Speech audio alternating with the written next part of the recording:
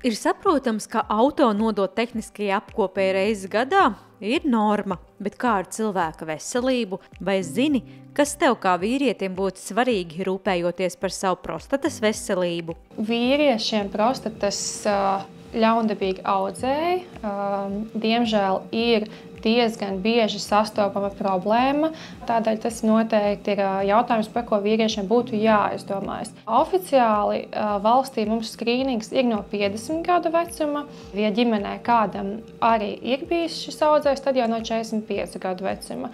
Bet es vienmēr iesaku saviem pacientiem vīriešiem pēc iespējas ātrāk sākt jau tādu urologa apmeklēšanu, varbūt, ja ne gluži katru gadu, bet ik pa laikam pāris gados, lai patiešām sekotu prostatas veselībai.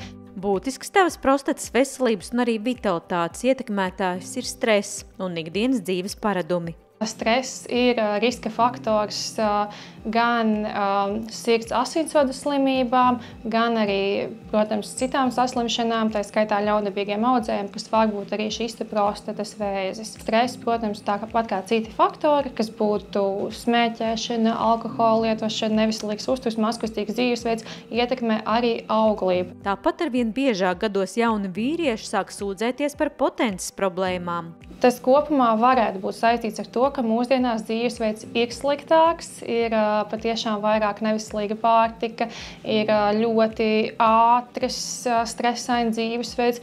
Man ļoti daudz pacienti vīrieši vienkārši neguļ nepieciešamo stundu daudzumu. Ja? Viņi guļ kaut kāds 5-6 stundas dienā, kas ir par maz. Un es domāju, ka tas viss kopumā varētu atstāt ietekmi. Izjūtot pirmās sūdzības, rekomendējums apmeklēt ārstu, lai agrīni atklātu sūdzību iemeslu. Tāpat zinot, ka organismam svarīgos mikroelementus un vitamīnus tikai ar uzturu palīdzību nav iespējams uzņemt, padomu savas labsajūtas uzlabošanai var saņemt arī no farmaceita. Intīmās veselības problēmas vīrieši parasti piemeklē ap gadiem 40.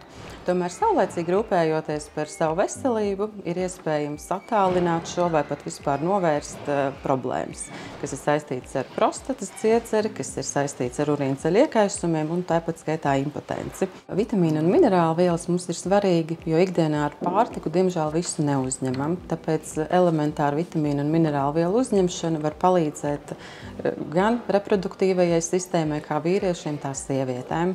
Šveices farmācijas uzņēmums Cemio ir radījis uztura bagātinātāju vīriešiem Red 3, kuras sastāvā aktīvās vielas labvēlīgi iedarbojas uz priekšdziedzeri, potenci un vitalitāti. Šobrīd aptiekās ir pieejama jaunā forma ar stiprāku sastāvu, kurā ietilpst gan Sibīrijas ženšeņi, gan Āfrikas pigeja un maka.